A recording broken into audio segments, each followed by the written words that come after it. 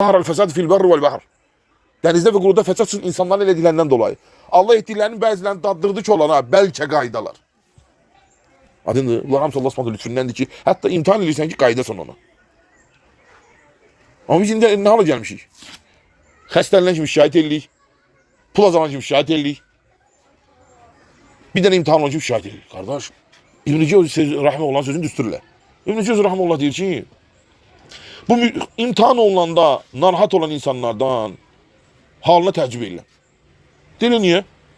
Deyir bu dünyada sağlamı xəstələnməkdən, cavanı qocalmaqdan, var olanı yox olmaqdan başqa nəyə gözləyir ki, hələ təəccüblənirsiniz buna?